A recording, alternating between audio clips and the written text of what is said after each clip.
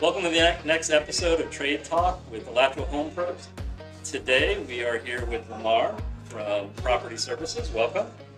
Lamar is an expert in car detailing, and for everyone here today, we are going to go over some common things that you do when you detail your car that you shouldn't.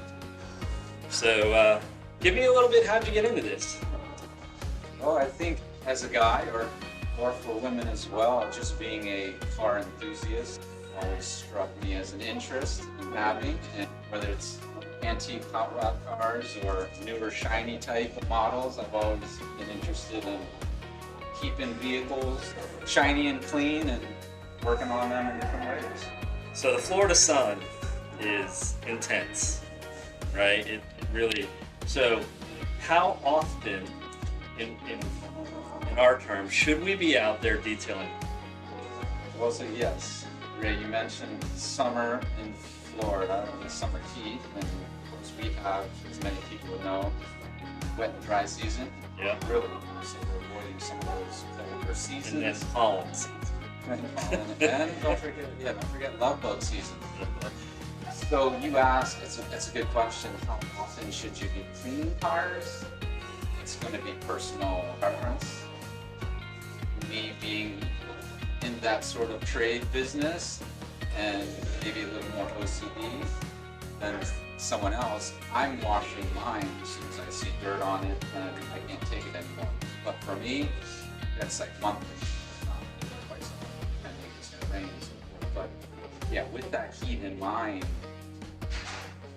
or rain, as we see a lot of Florida, I like to time mine. So a lot of times it's going to be for people's convenience and the time that they have. Yeah, So I come out, it's dirty, and I'm like, I can't take it anymore. So I go grab my bucket, I go inside, I steal the Dawn, kitchen, push that thing in the bucket, take the hose, throw the sponge in there, pick it up, slap it on the car. No. Yeah. Give a big timeout. So Dawn, it's a great cleaning agent, but it's actually a mild degreaser.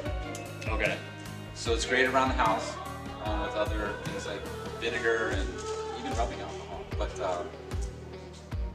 Dawn is not good to use for your personal vehicles, especially if they're waxed and polished, because it's going to strip that off, because that's its job, is to get rid of everything. In a mild form. So it's much better to find, and they make these in many names, but a neutral pH balanced washing soap. So you're trying to get the dirt off, but you're trying to leave behind polish that was there. Right. No dish detergent. Go out and get yourself an actual car washing detergent, right? But is it like Head and Shoulders 2-in-1? I can do the wax and the wash all at once? There are. Okay. There are, and of course there's tens and probably hundreds now of products that are going to be wash with wax agents in them. But really the best is to find something pH neutral. So as we remember, pH as in acidic to basic. Lower, so we remember. So water's at 7. Yeah, so that's as close to that as what we're trying to get. When you say neutral, it's close to water pHs. And many of those soaps are 7. Okay. All right, so I got the right soap now. I backed that thing out of the garage. It's the middle of July. Put my Speedo on, get it all washed up real nice, and I just go to town. Sunshine, I'm feeling great, got my sunscreen on. That's good, so you're protecting yourself, and I guess the goal here is to protect the vehicle's paint. So ideally we're going to be washing this first because there's dirt, grime, particles all along the surface, and we want to remove that. But yeah, within the heat factor, what we should be doing is avoiding the hottest times of the day, because the sun is baking down on the vehicle. It's going to be hot to touch. We want it cooler to touch, so we can slow down that evaporation time. So what you don't want is it to dry before you want it to dry. Right. So it's an advantage if you have a house with filtration, water filtration system, so that you are eliminating a lot of the minerals that are in your water. Like a hard one. Hard water. And so the softer the water, the better. So like a lot of times when we're cleaning windows in the house or any other hard surfaces, we're seeing mineral deposits left behind. Is there any aftermarket like filter I could put on my spigot to give me soft water if I have hard water, or do I gotta do the whole house? I mean, is there something more reasonable soft water alternative? There'd be smaller tank contraptions, but ideally, Like you could use for like RVs. You know how you go to RV parks and they clean the water, those little filters would work? I think what a lot of people have are the filtration systems set up in the garage. Okay. And the house water is running through there, and as well as through their irrigation lines. So they have that connect. I'm not aware of smaller type devices attached to windows and things like that. And then dry it. Just take the shirt that I took off to get the sun. Use my shirt. What's the best cloth? Is it terry cloth? What type of cloth should I be using to dry this? So these days, microfiber towels or rags are some of the best types of drying fabrics. And then there's a process to cleaning them as well. Maybe I can share later, but that's ideally what you want to be using. The house sponge that you mentioned earlier would be too abrasive, and what happens is on different vehicles' paints are different softness or hardness levels. So with that said, there's microfiber type drying towels. There's also wash mitt that are microfiber fabric made for trying to strip away the dirt on the vehicle and taking it in a gentle fashion so it's not micro scratch paint. So if a sponge could micro scratch a paint, I should stop walking up to people's car and putting wash me on it with my fingers. Because if a sponge is gonna scratch it, my finger's gonna scratch it. That's highly likely, yes. So you may be scratching someone else's or your...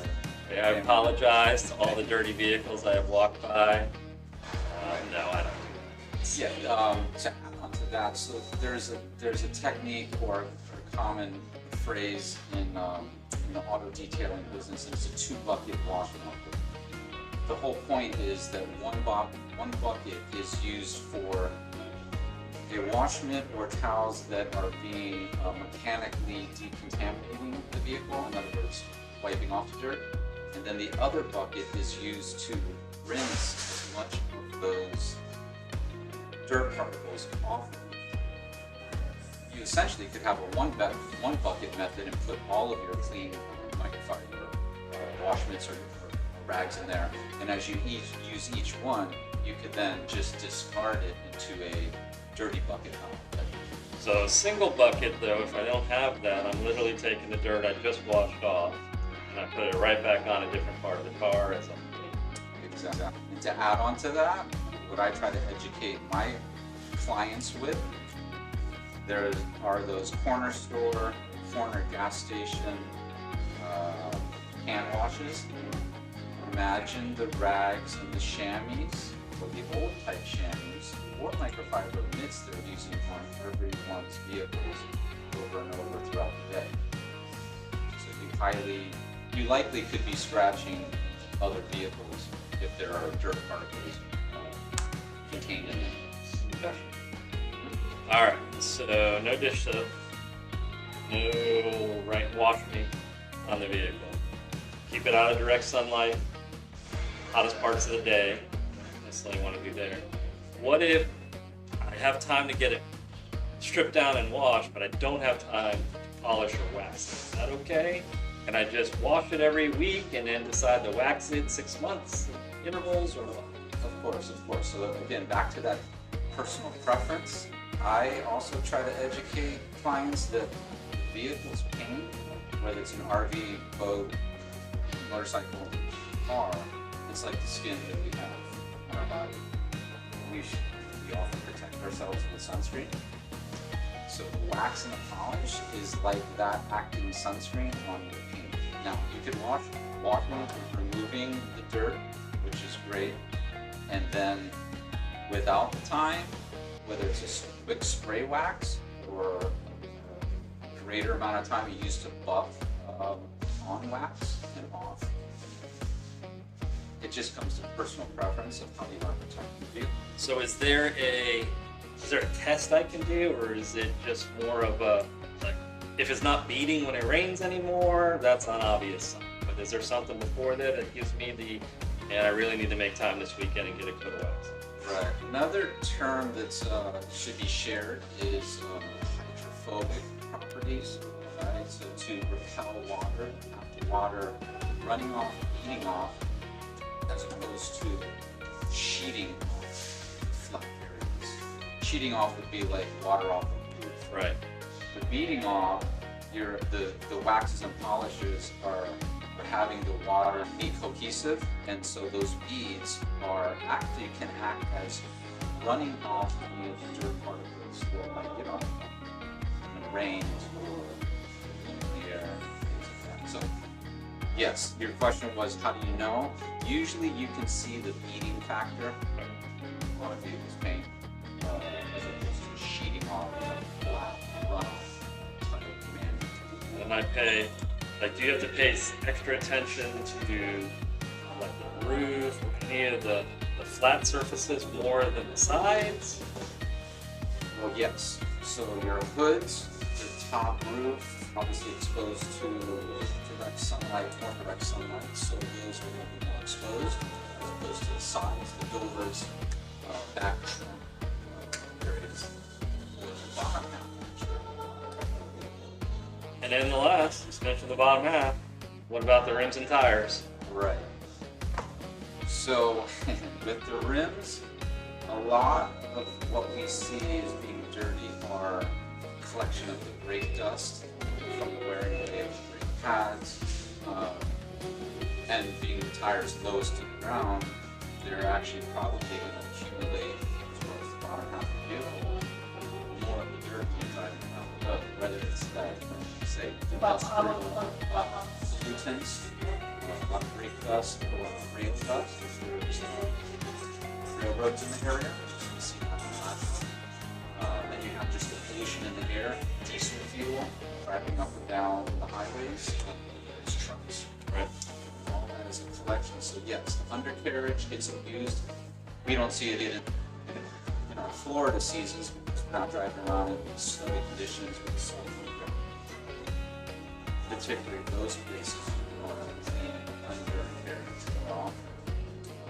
And then with the rims, like I said, there's an accumulation. With longer wait time on there, it's harder to remove those materials because they're finished rims.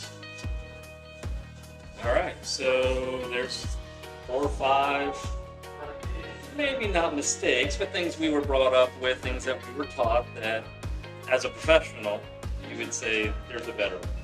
Right. Is there anything else that you want to leave us with? Anything that we haven't covered? No, I think, and maybe just to recap, yeah, I think the process of washing a vehicle, you should take into consideration time of day, amount of sunlight, because you want it to be cool to the touch. When you're washing it, your washing chemical or agent should be pH neutral, close to it, not so acidic or alkaline, lower or higher in pH scale animals or being like that. So it's gentler on the vehicle. Then the mechanical tool, the tools you use, are going to avoid as much micro scratching the paint as possible. And then the frequency is just, I think, a personal preference. Mainly getting wax on the vehicle. I recommend in the Florida sun at least once a year. Many people get their car from the dealer and I haven't done it in 2, 3, 5, 7 years. Again, it's like protection. All right, well, that's Lamar, Hana Property Services. That's our trades talk for today on Alachua Home Pros. Go ahead and post your questions We will get Lamar to give you professional answers, and we'll get back to you next week.